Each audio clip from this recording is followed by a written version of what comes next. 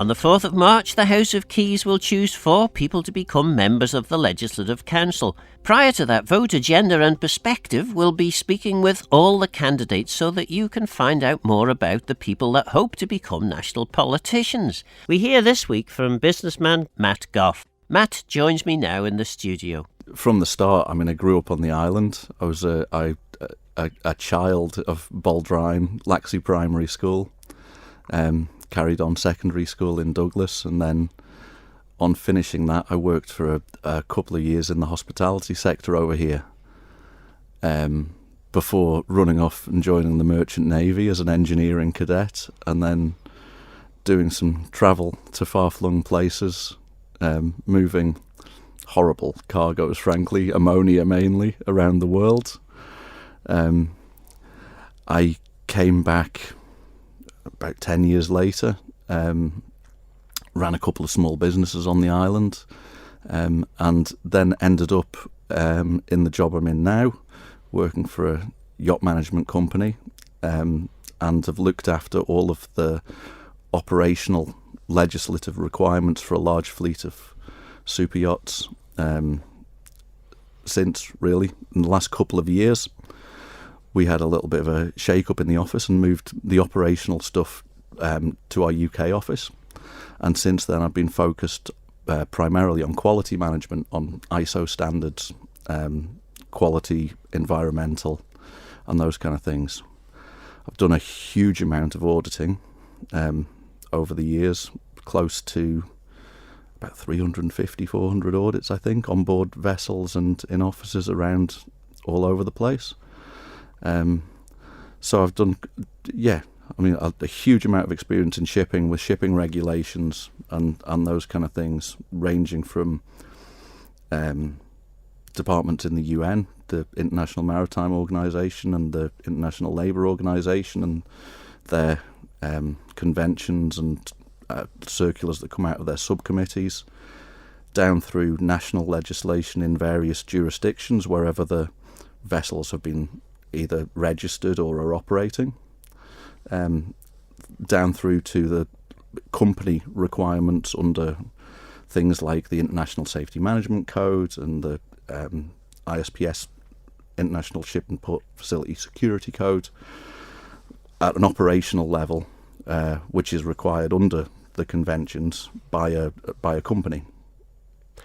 So, an active former life, assuming that you got into LegCo. So what's motivated you to stand for LegCo?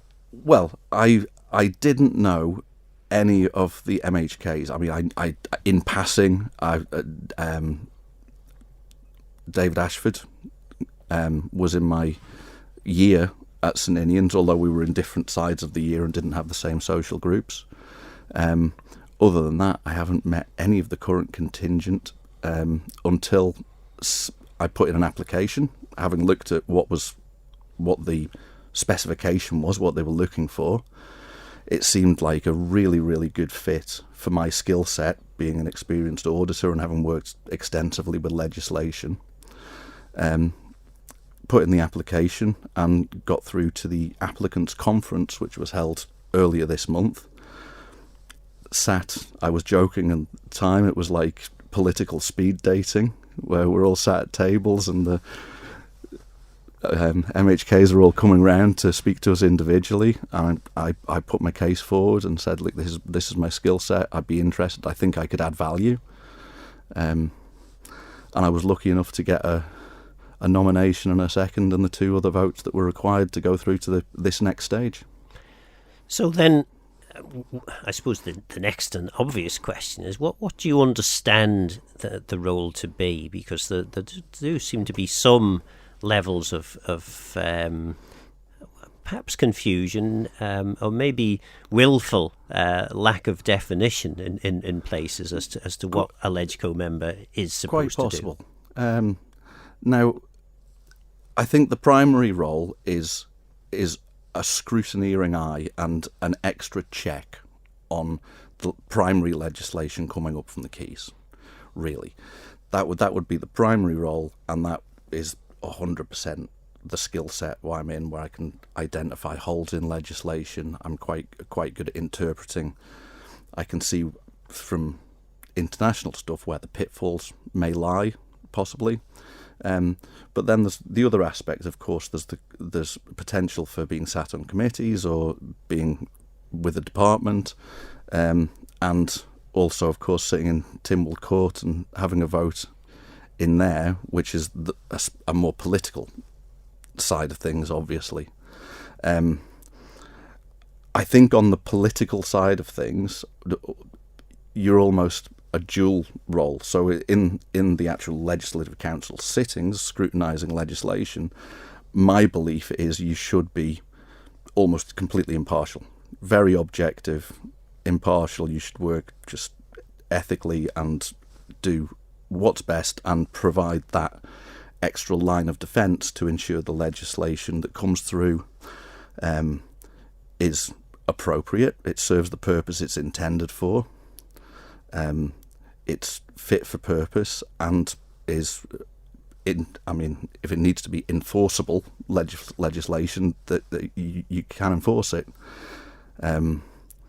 I've seen a lot over the years of legislation coming from various organisations, even the highest level at the UN, which can be full of holes, to be honest with you.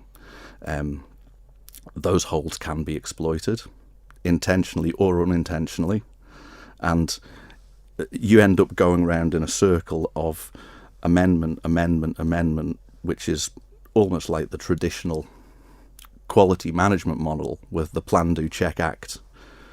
But you're doing that in real time with the legislation in force, whereas the view I take of the LegCo should be that you go through that cycle before the legislation is fully passed and goes for royal assent. And of course it is always easy to be so focused on a particular element of a piece of legislation and then potentially miss something really quite important, despite the fact that effectively there'll be 33 pairs of eyes in Keys and LegCo combined. The Attorney General's chambers will no doubt have scrutinised to the nth degree, but there are still occasions where legislation gets passed and then people notice, and of course we've had a bill correcting that just gone through Keys and LegCo recently. So how do you spot things like that? I mean, how do you approach, assuming you're elected and your first bill arrives in front of you, what is the approach that you would take? What are the things you're specifically looking for? I mean, I would rest back on my training, which is primarily quality management principles. So the first thing you have to ask is, what's the context? What's the intended purpose? Okay, so we know that. Okay, do the clauses that have been included in the draft stage meet the intended purpose? You'd also be looking for evidence. So who are the interested stakeholders? It could be a whole island, the entire population in some cases with some legislation. It could be a very specific industry or group of people for other legislation. So I think you have to take that into account definitely when looking through. Make sure the language used is correct and appropriate. Make sure that the legislation doesn't disadvantage anyone. We of course know the Equality Act of a few years ago. Have to take that into consideration. I'd be looking, from a quality perspective, we often do an impact assessment where we identify the risks and opportunities associated with a clause or a whole document. Take all that into consideration, but also take into consideration the big picture, which is how does this sit in the context of the whole island and the other legislation that's in place? Are there any conflicts? Are there other referenced pieces of legislation or secondary pieces of legislation that would need to be amended in conjunction with a new or amended piece of primary legislation? So I think there's a huge amount to take into consideration, and it would be very specific to what was laid in front of you at the time. obviously legislation actually follows or flows out of policy. What if the House of Keys collectively had sort of lost its mind and come forward with a piece of legislation where there were certain policies at least driving parts of the bill that you felt were fundamentally flawed? I mean, how do you wade into that policy argument, bearing in mind that Keys, of course, ultimately have the right to kick back against anything that LegCo sends to them? Yeah, absolutely. I mean, having sat in the public gallery, it's actually a very interesting experience to see how, because we don't have a party system, that an awful lot of the scrutiny does take place initially within the Keys. But if, as you have said, if everyone had lost their mind and they decided to put something through, you have to approach it with a view to doing what's best for the residents of the island. Now, of course, initially you would try to diplomatically address that and be speaking to members of both houses and seeing if something could be done about it. Ultimately, if I was truly believe in my own belief that something was not for the benefit of the island, or if something was there was something really untoward about a piece of legislation, I'd have to put a vote against it. And of course, politics is slightly different to I suppose the world in which you've been in terms of business, in as much as there are times where politicians have to bite their tongue and go along with a particular direction, even though perhaps their head is telling them in quite profuse language that perhaps this isn't quite the right thing to be doing. How would you deal with those sorts of situations? Well, I think you've kind of nailed it there. It's if you don't agree with something, it doesn't necessarily matter what your personal feeling is, as long as this is objectively the right thing to do. There's various various examples of things in business where you have your say, you get overruled, and you get on board, and you move things forward for the best of the whole, rather than your own personal opinion or ego on the matter. I think you've just got to get on with it. We have a democratic system where things are voted for, and one voice can't outweigh the majority. You've described that you haven't been actively engaging with MHKs. You only know one or two of them until fairly recently, when you did the MLC speed dating session. Is that a help or a hindrance? Because some people would argue, well, actually, maybe we need a bit of political experience in LegCo.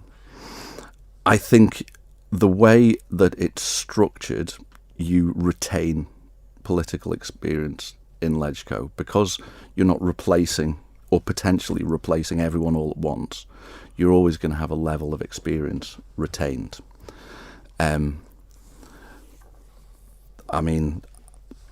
I've seen, or I've heard, various shouts from people in the community about how it seems to be undemocratic, the process. And harking back to the first part of your question, it's like, which part? What's more undemocratic? Is it schmoozing and getting in on making friends with people and hoping that they'll vote with their heart rather than their head? Or is it doing it purely on merit and not having any pre-contact in that sense? You have various people standing this time who have been in the Keys. I don't have an opinion on whether that's a good or a bad thing, but that's the system we've got. And if they get voted in, you will have experience in there. If they don't, you will still have experience in there, but you will also have some fresh thinking and fresh blood, for want of a better term.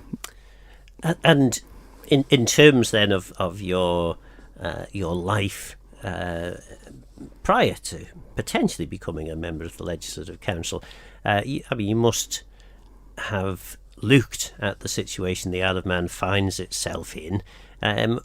Where do you think are the issues that need urgently to be addressed, and how would you go about addressing some of them? So I think one of the main issues we face, and it's not just a Manx issue, it's a global issue, is an ageing population and a declining birth rate. So there is always going to be, and there's going to be an increasing disparity of, especially as Generation X hits retirement age. They're the children of the baby boomer generation. There will be a higher number of people relying partially on the state, and a lower number of people in working situations paying in from income tax payments. So we have to look at that, but that doesn't necessarily mean that I don't necessarily think taxation is the answer to that, although it could be in some circumstances depending on the extremities. I mean, we're talking very hypothetical here. I'm a great believer in efficiency. I think efficiency savings can solve a huge amount of problems. And when I talk about efficiency in my professional life, people can sometimes get a little twitchy and they think, oh, you're talking about cutting jobs. Well, not necessarily. Efficiency can be achieving the same results for lower cost, with less effort, so people can reapply their time in other areas that need more attention. Or it can be, for the same effort and the same cost, providing enhanced results and better services. So there's different ways of looking at that. I think, especially in the current climate of the last couple of years, I'm a big advocate of artificial intelligence helping out with it. Brilliant for anything process driven. It's not necessarily brilliant for anything opinion driven or that requires a real scrutineering eye, but I think digital transformation and adoption of AI is possibly a huge area to look at in terms of efficiencies and how we can really relocate some effort into areas that are possibly needed and aren't getting the attention they deserve because people's time is spent on process. So then, in terms of your experience of government, I mean, have you had much involvement with government during your life so far? As a citizen of the island, as I say, I've been up and looked at the public gallery, and I think government get quite a bad rep over here.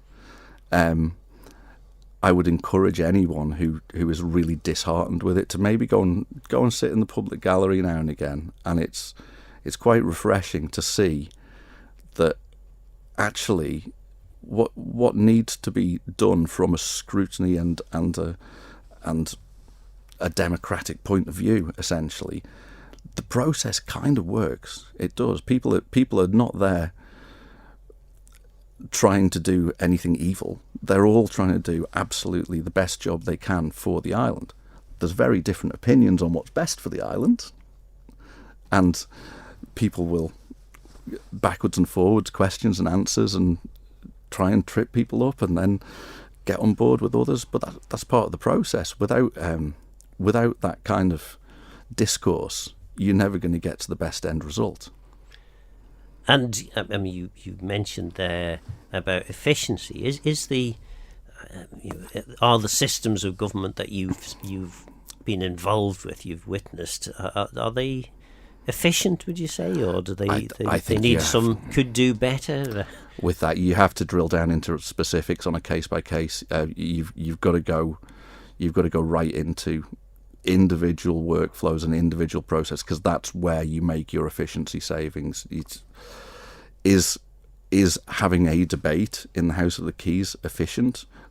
Well, the answer to that is a question. Does it need to be, or should it be more of a scrutiny process than a streamlined workflow? Streamlined workflows are more on the administrative side of things, I think, and that's where you can make real savings. One of the questions, well, one of the first things that will happen if you are elected is you'll have lots of wooing phone calls from ministers asking you whether you would wish to join their departments. What's your likely response to them? I would say that my skill set is more well suited to the scrutiny aspects and maybe some committees. That suits my auditor skill set, definitely. Although I wouldn't be against joining a department, but I would be very clear that it wouldn't be a political move. I'd be going in there to look at things like that, look at efficiencies, look at how much bureaucracy there was, see if we can make it work in a better way for the public. Not I'm not really interested in going into a full-on political. I think if you want to be a policymaker, write a manifesto, stand for the keys. That's not what the Legislative Council is, and I think my skill set suits LegCo better than it does Keys. I leave the real policy making to the ministers, and the initial votes come up from that house, and we're there or the LegCo, if I was lucky enough to get in, would be there to make sure that what comes through is appropriate and make sure it's fit for purpose and can stand up. And you've not thought about having a crack at the keys at some point? Never say never, but I think I was, as I've said, my skill set is better placed in a scrutiny role. It's looking at that legislation. It is an audit process. You are essentially auditing documentation, and that's where I have a raft of experience. You're going to be one of 16 names. We now are clear on that. Why Matt Gough? What's so special about you? What have you got to offer that would warrant a tick in the box from an MHK? I honestly think the experience that I've gained over the past nearly 15 years of scrutinising international legislation and translating that into operational documents means you have to be very well versed in the way legislation is written. We work as a private business, so we're making the legislation work for our clients, albeit you've got to stay within the confines. With shipping, the shipping regulations are generally written for the merchant navy commercial cargo world. Doesn't necessarily translate to yachts, so I'm be very good at application where you look at equivalent arrangements and applying to stay within regulations but apply them in a different way. These are all transferable skills. Again, with the large amount of audit experience and being qualified to quite a high level as a lead auditor for 9001, which is the international quality standard, and 14001, the environmental standard, I'm well placed to scrutinise, to bring quality, to understand the environmental aspects. We're obliged to comply with the Paris Climate Agreement by extension. So all of these things, all very, very transferable skills. A lack of direct political experience on the island, I don't think is necessarily a bad thing. That was businessman Matt Gough. While you don't have a vote, I hope you're finding it interesting listening to those who wish to represent us all in Tynwald. I'm sure your MHKs would be interested in hearing who you'd favour in the LegCo vote, even though you don't get to vote. Let me know your thoughts on the programme by contacting Phil Gaughan at manxradio.com and get in touch if you have any ideas for future shows. Don't forget this programme is available as a podcast on Manx Radio's website. I'm Phil Gaughan. Go to Myos and Geistach Rom. Thanks for listening.